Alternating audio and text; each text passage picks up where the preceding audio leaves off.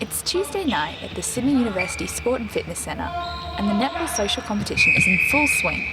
But for a sport that is usually dominated by women, things are starting to change. Whilst it started as a female equivalent of basketball in the late 19th century, today more and more men are playing netball. In 2010, around 5,000 men were playing netball in areas around Australia, and 4 years on, that number does not appear to be shrinking. 20-year-old Eugene Lee has been playing netball for around 5 years and was selected for the state team by scouts at a knockout competition. Only predominantly women have played.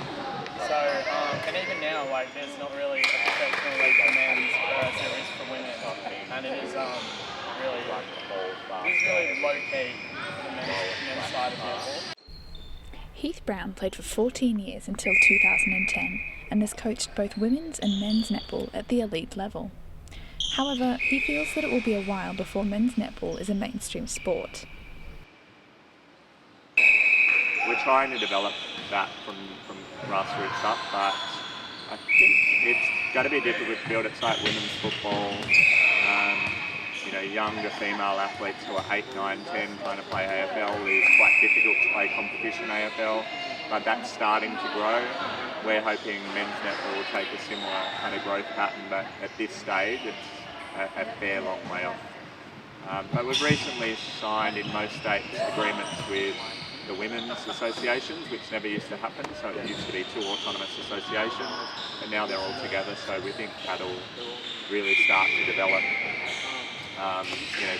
some grassroots programs coming through. Aisha Semfel also plays at the Sydney Uni social competition and says that playing within a mixed team has definite differences to playing with just women. So mixed social netball is different to women's social netball in that I feel like the mixed is a lot more competitive and a lot more powerful and aggressive at times than the women's netball, yeah.